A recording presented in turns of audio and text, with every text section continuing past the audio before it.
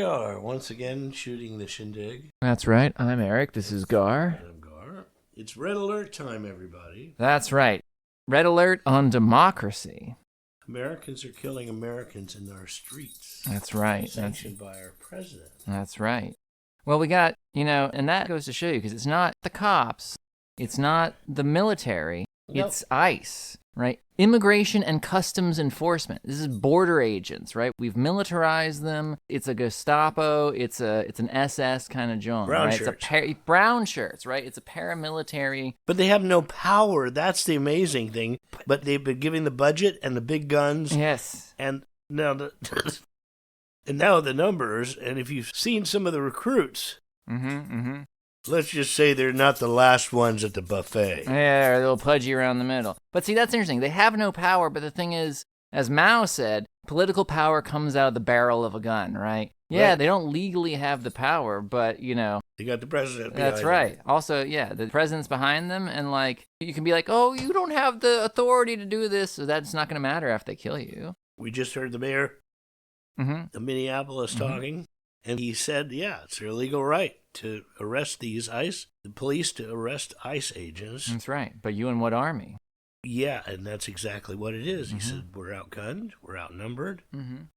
Now, Gavin Newscomb recently wrested control back of the California National Guard, right?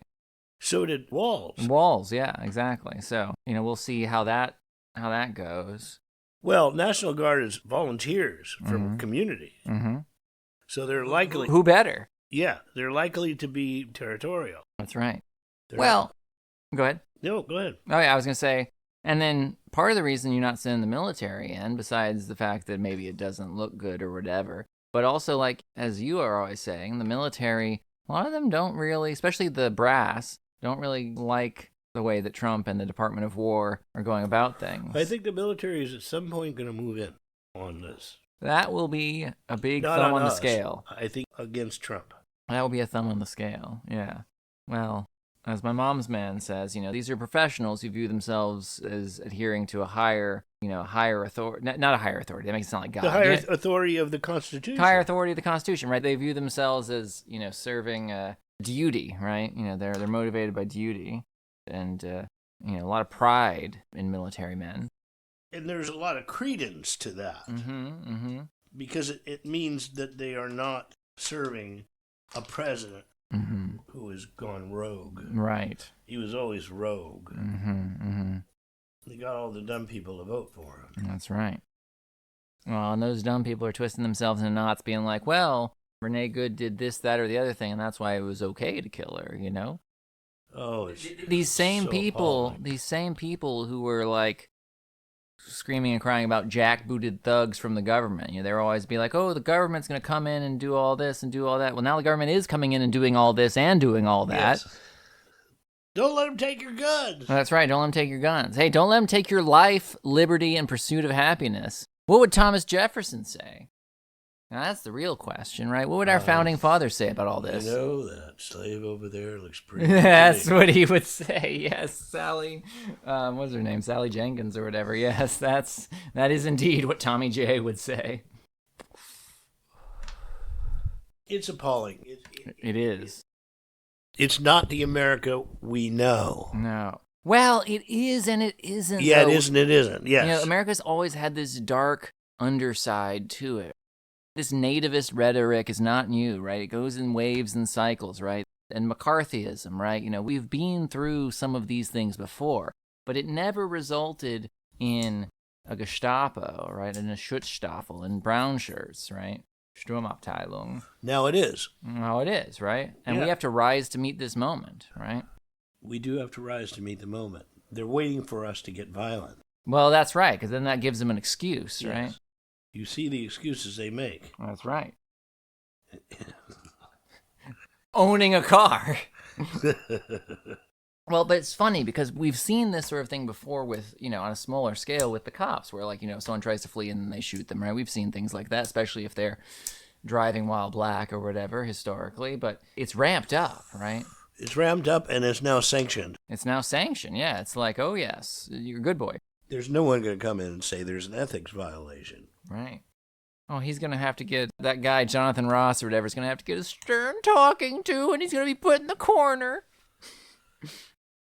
And he's just a dumb guy, just like a dumb guy, cosplay. Oh, yeah, sure. Well, yeah, they're people who, many of them, couldn't make it as actual military guys or didn't want to, right? That's too dangerous. But you get $50,000 and you get to play boy soldier, right? Playboy soldier. Playboy soldier. That's what they called Hugh Hefner back in the day. That's what they called Hugh Hefner back in the day. Well, we don't know what's going to happen. We don't. It's boiling over right now. Yeah, that's right.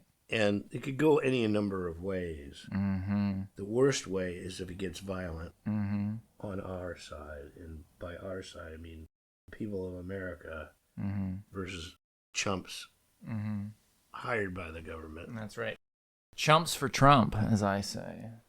That's right. That's chumps right. for Trump. Yeah. Trump. Well, Trump, take a dump. It can go a few really bad ways, right? I mean, we could have just open civil war between the quote-unquote blue states and the so-called red states. It wouldn't be that easy. Nobody should want that. That's going to be bad no matter. That's just going to be bad. Yeah. Right? Or, I mean, Trump could consolidate power even further, and then it's just... He's going to try and do that. Of course he is. Why wouldn't you try and do that? Right? And so then it's just, and then you just have Nazi Germany, but America flavor. Fighting the fascist. Mm-hmm. America versus the fascist. That's right. Yeah, but America's a house divided. And you know what Lincoln said? A house divided cannot stand. That's right. Mm-hmm. Well, I agree. And this goes back to the question we ask ourselves all the time is, what can we do? What do we do about this, right? Obviously, we don't like it, right? But how do we... we have to all live in the same country, right? The solution isn't going to be you kill all the... They don't the care, Trump though. guy. No, I know. If I'm saying for, if we want to recover the country, we have... Those people are going to be here, right? It's not like we can just be either A, make them leave or kill them or something, or B, just be get a sick burn on the internet, and then they're like, oh, I see the error of my ways, right? How do we reconcile? And what I always say, it's not really a thing right now, but the midterms are coming up if we can have elections, is you got to go for it economically. The Democratic Party does not have good platforms consistently. They're going to win over. You have to appeal to something broader than just, oh, these brown people are scary. Well, yeah, but we have something to rally behind now that we didn't before. Yeah, but that just rallies our side, right? That doesn't... But the politicians have to follow. Well, sure, but I don't know that's... Then it's just us and them more, right? You gotta... It is anyway. I understand. That's why, hence the word more. But Republicans worked hard at this, at making it so that they had a majority of people that won't dissent. Right. So there wouldn't be any of this crossing the aisle or any of that stuff. You're not going to give an inch, even if that inch would benefit them. Right. Example, ACA. I know. They've had all this time and they still don't have a replacement for that. They got no plan. It's because the ACA is the Romney care, right? That's the plan that they would want. It's just that they can't be like, oh, Obama did a good thing or whatever. Or, we sign off on that. So they have to just be like, well, we want nothing, I guess. We have a secret plan, but you can't look at it. Pay attention to the plan behind the curtains. That's right. It's like Joseph Smith. That's right. The tablets in the hat. Only I can see them. That's right. But this is what they say. Believe me. So there's a sucker born every minute. But the problem is we've got lots of suckers who are voting. Right. But see, this goes back to the wrong-headed strategy. So if they're suckers, then sucker them into your way. Yeah. Right? Yes. Right. Sucker them right on over to the... Well, isn't that kind of what every candidate does, Republican and Democrat? But no, right? I feel like not enough. I think that the Republicans do that. That's who Donald Trump has cultivated. The Democrats, I feel like, recently haven't done that. Or the suckers game they've been playing is make the liberal voters go along with corporate America. But what they have to do is appeal to the economic underbelly of the country, right? That's where this comes from, right? Just like in Nazi Germany, just like in fascist Italy. Yes, that's right. It comes from disaffected, impoverished. Yeah. And the right move in and say, look what they did to you, those liberals. Exactly. They did this to you. You'd have a good life otherwise. Yeah, and the way to fight that isn't be like, no, we didn't. Yeah. Or like, haha, isn't that so stupid? Don't be stupid. Right? The way to do that is be like, hey, things are tough, but hey, here's a plan. Here's money in your pocket. Here's here's rising tide lifting all the boats, right? Right. Right. And you gotta look strong while doing it, right? You get people like Chuck Schumer doesn't inspire anybody. Oh boy, no. Right? You gotta get somebody, fiery and he's exciting. He's gonna send him a harshly worded letter. He's gonna send him an email telling him chapter and verse how he's being a meanie. Yeah. Believe me, I laid it on the line. Mm-hmm. Right. Toothless. So. Well, Trump has proven that you can flout the law. Oh, yeah, of course. That if you do it enough and you do it hard enough and you hit back and you stuff you learn. Talk loudly enough. Yeah, talk loudly enough, yes. You learn this stuff from Cohen. Well, when you're a celebrity, they let you do it. Yes. And now guess what's gone away? The Epstein files. Of course.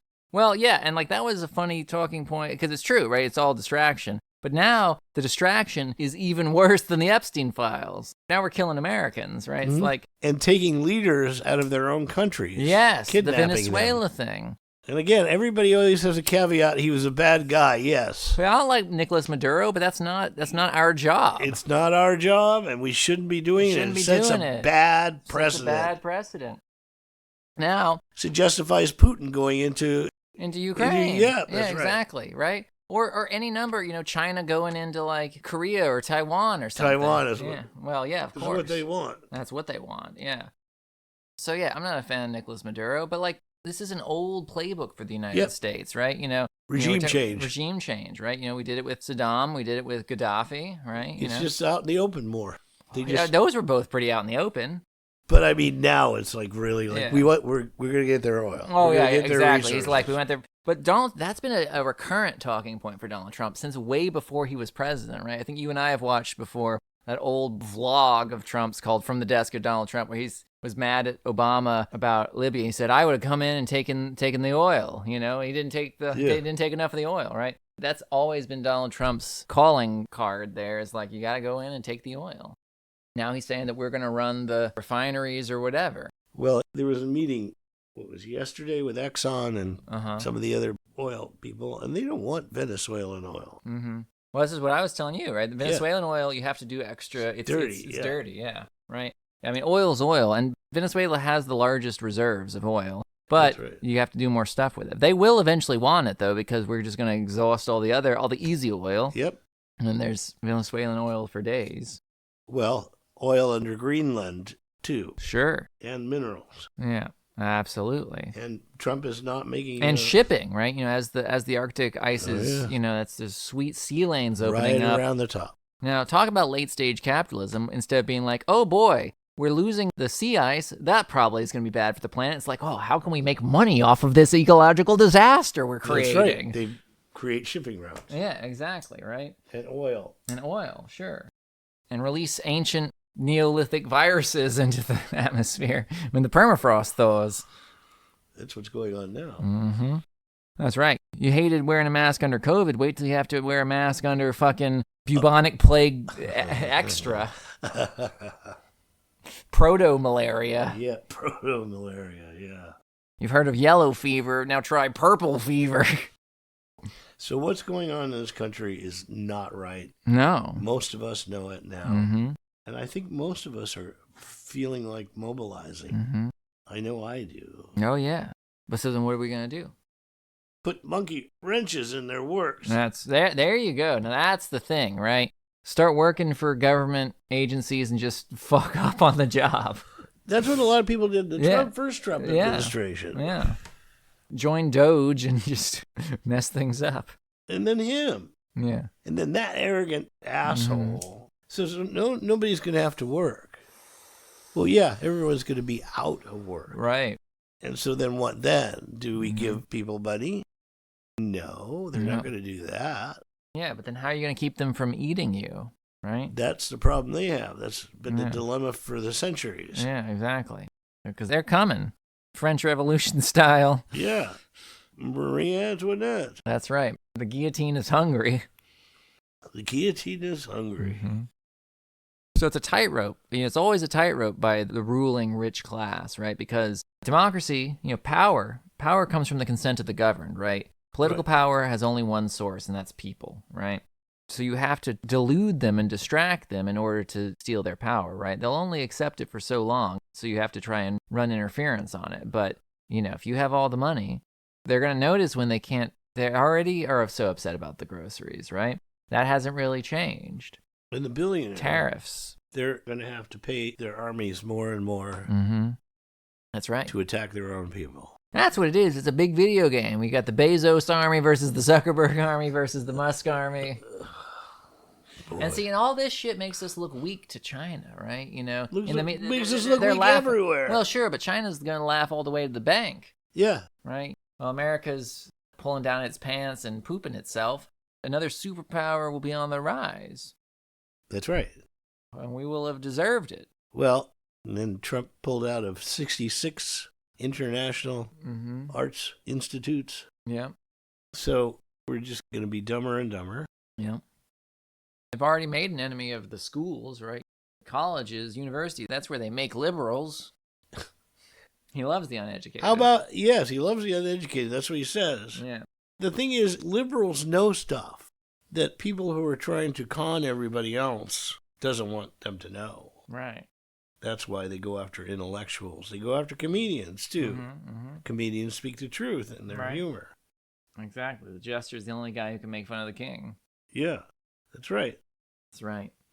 So, comedy's valuable in a democracy, in a functioning democracy. Yeah, in a functioning democracy. I'm beginning to realize that more and more.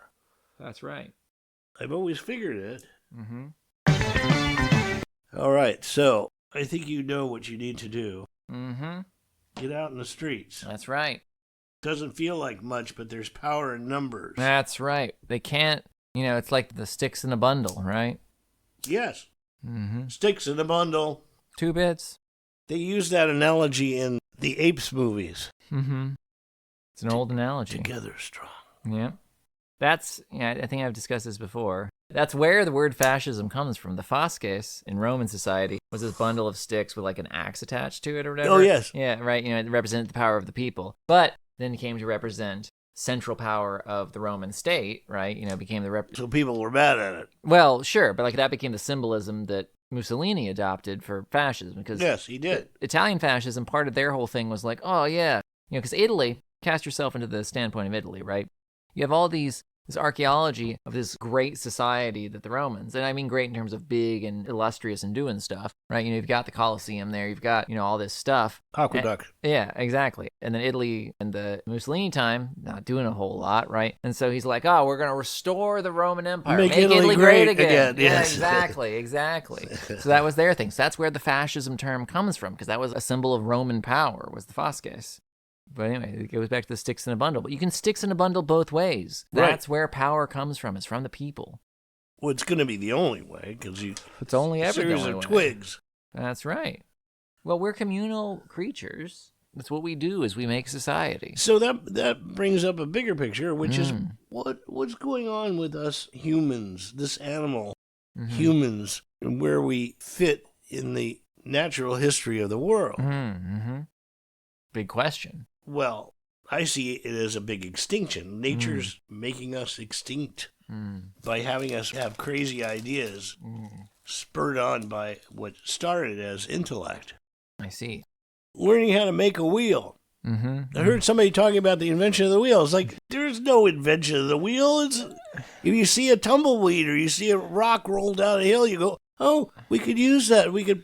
Sure, there's no invention of a wind turbine because you see wind blowing and you're like, there might be power there. Right. But you do invent these things, right? Someone has to make a wheel, right? It's one thing to see a tumbleweed blow or to see like a dung beetle rolling something. There's no archaeological evidence really of that. Of wheels? Of the wheel. Yeah, of course. I mean, there is, but not like where you can go back and go, okay, here's the date when the wheel was invented. Sure. Well, different societies invented the wheel, independently because it's practical go-to idea. But it's not something that we did from the beginning, right? It's going to have to post-date. I don't know. I kind of think we kind of did it in the beginning. Who was doing it and how, There right? was always somebody who had to carry something heavy, and somebody went, well, let's try this. It's not a matter of whether it makes sense to have it. It also makes sense to have a locomotive, but until you have the technology to do that, then it's just a pipe dream. Strap some twigs together and make a wheel. Okay. I mean, I think it's... Twigs aren't going to support it. You know, carts are a useful thing to have, but domesticated draft animals are a useful thing to have. That sparks the whole thing, because then you say, oh, well, these broke. Let's use branches. Yeah. But anyway, eventually, you know, I mean, some of the early wheels are made out of stone until you have the technology. Yeah, right. Until you have the technology to fashion stone, you're not going to have that. And it doesn't make sense. Stones are big and heavy. It's not until you have a more sedentary society that you're going to even do that. Everybody knows the Flintstones were anthropologically correct. That's right. Well, they're the modern Stone Age family, after all. And you use flint to make fire. We've talked on this show about the movie Quest for Fire. We have, yes. No dialogue, just grunting. Just fucking. And fucking, yeah. The women would bend over and the men would do their business and go out hunting. That's what you got to do. You got to do your business and go. That's right. Be quick, I got stuff to do. So get out there, everybody. This is crucial. Get angry, right? You should get angry. You should be angry. It's not normal. It's not normal, right? It's not normal, and it's not what we want. No, of course it's not what we want. We all know that.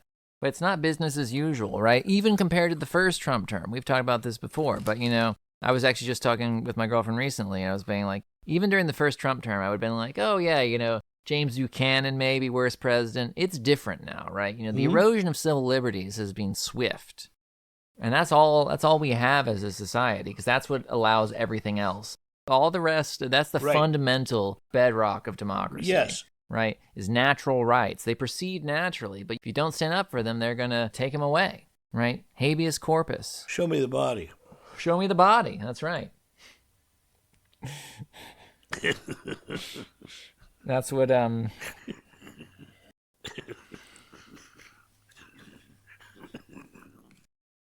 The important thing is these people in power have seized the levers of power, which makes us all afraid, and they want us to be afraid. Of course. Look, they have all the power. We better not do anything against them. They look big, but it is a facade. It's always a facade. It's delicate in what can take it down. Now, the Epstein files, when they happened, or when they happened, this most recent thing with releasing them, and the Justice Department not releasing them, only releasing part of it, redacted, but not just redacted. I mean, page they part of it, and the part of it they released was redacted. It's like 2 million files or something, and you know, we all know Trump is all over those files, right? And yet they managed to push it away and then say it's nothing, and Trump is not responsible for anything. And we've all done the argument where we said, well, if you have nothing to hide, what's the big deal? Right. Exactly. So now that they don't do it, we know they have something to hide. So this is a basic psychological tool that they're missing. The American public is not fooled by this. Right. Some of the American public is fooled by it. Some of them is, and some of them are. And it's where their belief system is more important than the facts. What I believe is more important than what's real. Don't believe your lying eyes. Yeah. And Trump has played on those people, or played on the sycophants who want to just move forward. I don't know if you saw the recent thing with Trump on a plane and Lindsey Graham in the background. No, I didn't see it. Oh, boy, watch that. Talk about, it's like embarrassing to watch. It's so... Lindsey Graham's always been a little toady. Yeah, but it's him and his toadiest. Yeah, and then Donald Trump says something, well, I wrote this down, and if you read it, Lindsey Graham says, okay, well, I'll have to read it. Look it up. I'll check it out. He's a toad. He is a toad. He's a gay man. Yep. It's like people who are gay, who pretend they're not. Makes everybody angry. Makes gay and straight people angry. All right. What do I need to search for? I did Donald Trump, Lindsey Graham, airplane. Okay. They were asking about Venezuela. Oh, here we go. Oh, yeah. Play that. I'm trying to find a video, or this is an article. No, not that. Lindsey Graham jumps in there like trying to defend. Maybe this one? Let's see. I'm just trying to find one that's a video. These are all articles. Are you looking on YouTube? No. That's where to find it. Okay. You just say, find this thing. You didn't even tell me at the first that you wanted a video. Yeah, it's a video on an airplane with Lindsey Graham. Our bookstore is like a portal. In the last 2 days. So when he first got elected in January, we met, biggest comeback ever. We talked about I didn't feel it was a comeback, actually. So, because the first one was, the bottom line is, we talked about a drug caliphate in our backyard. We had Venezuela, we have Cuba, we have Colombia in our backyard. And these three countries have been condemned ever since I've been in politics. Joe Biden put a $25 billion bounty on Maduro's head. Chris Smith, today he got inaugurated, said, I hope Trump will hold Maduro's feet to the fire. He did.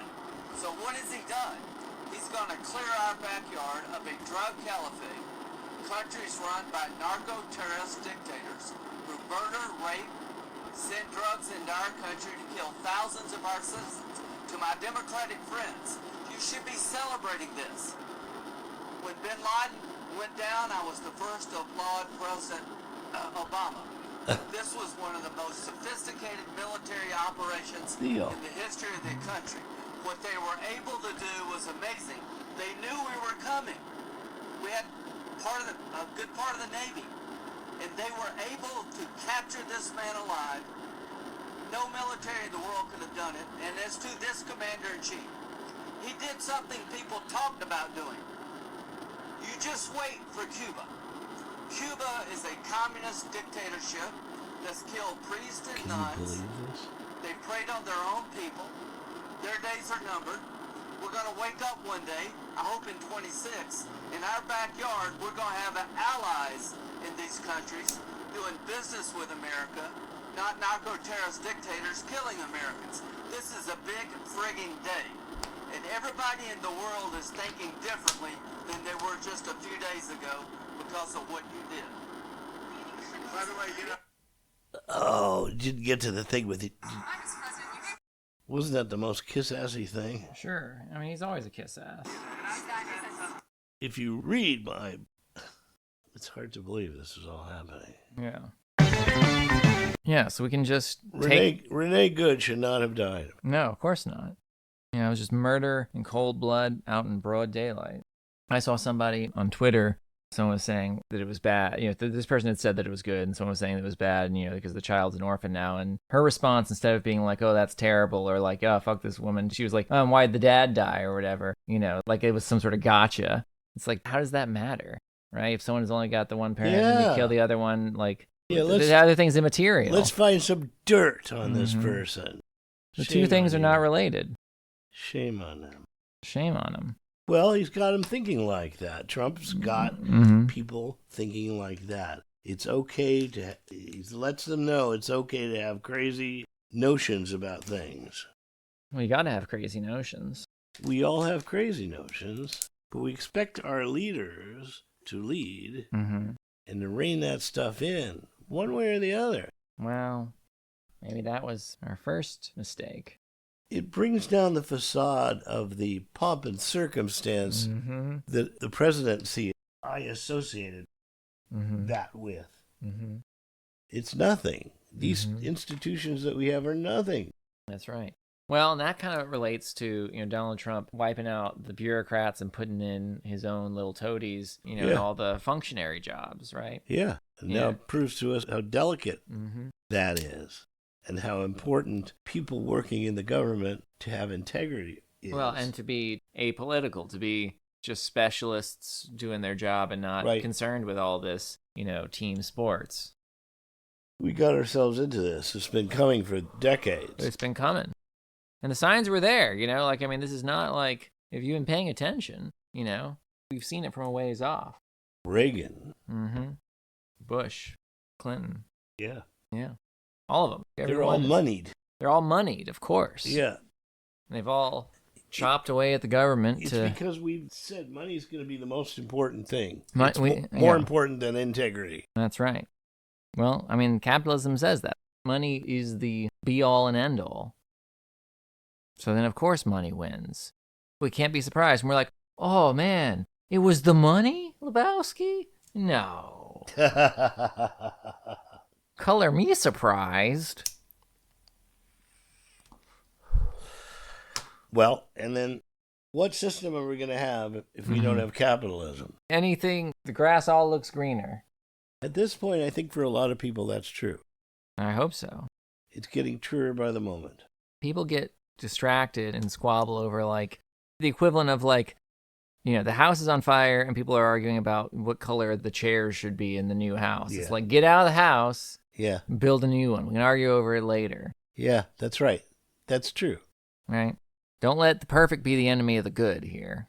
And they throw up scandal after scandal after scandal because it's easier to hide behind a lot of scandals than just one. Sure. That's right. Don't explore the Epstein files.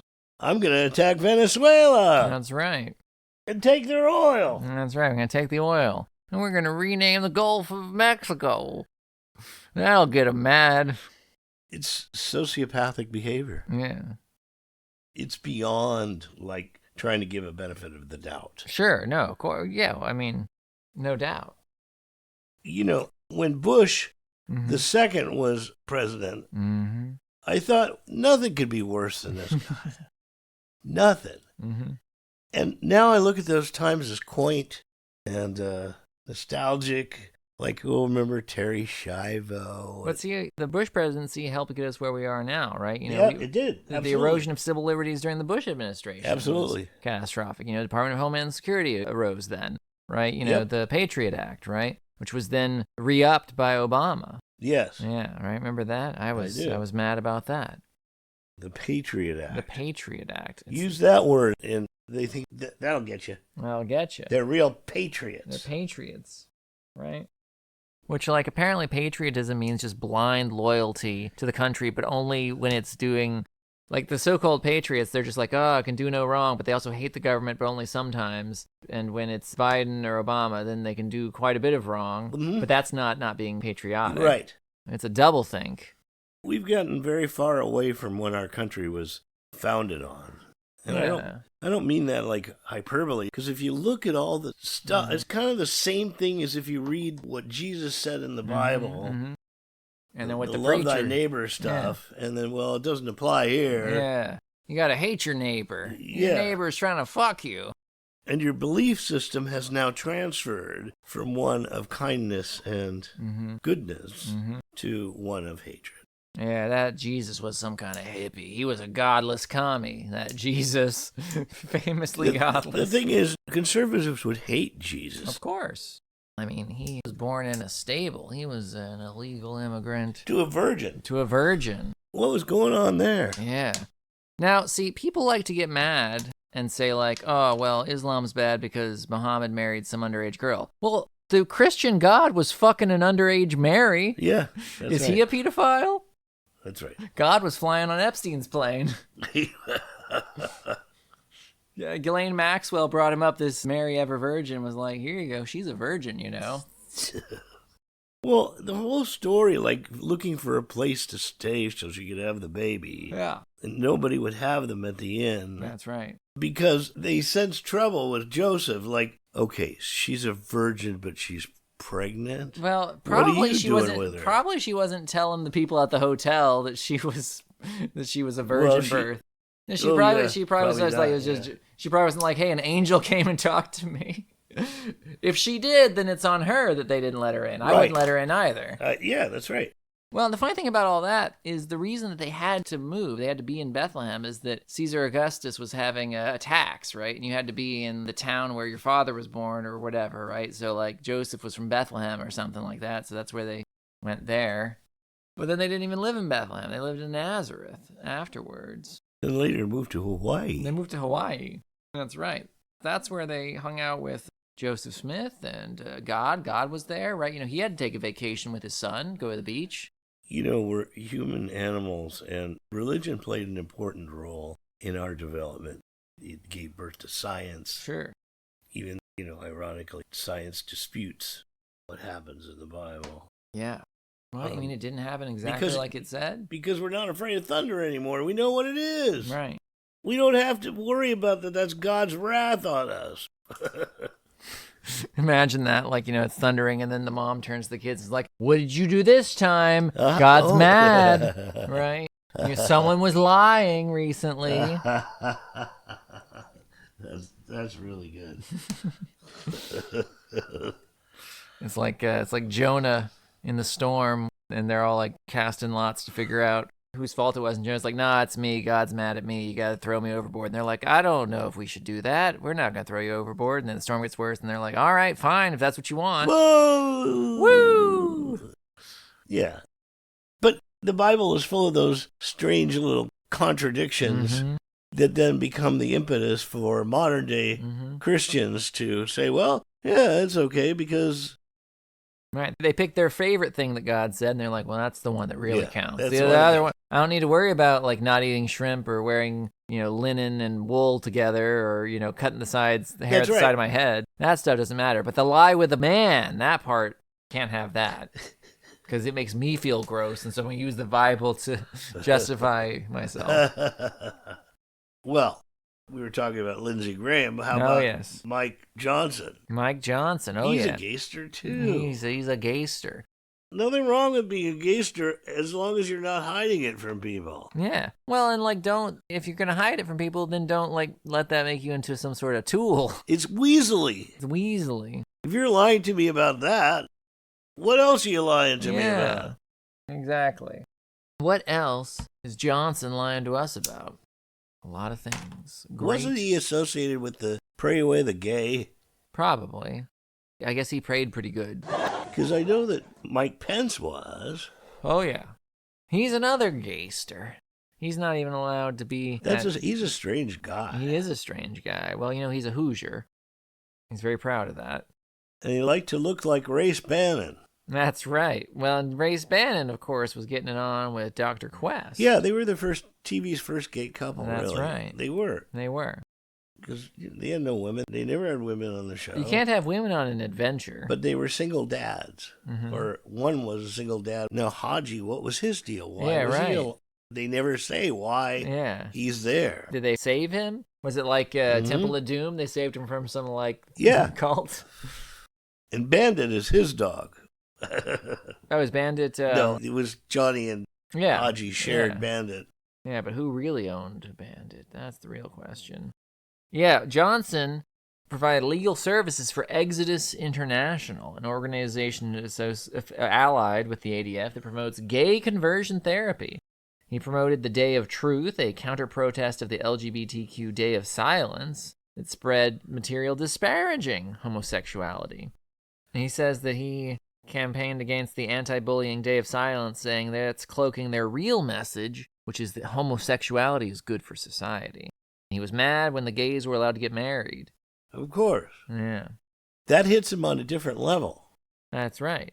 Because then he's like, oh man, I could have gotten married?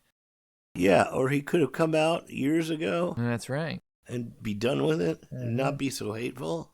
Playing the song and dance. I think that's what I dislike most about gay people that pretend to be straight, is just they're betraying everyone.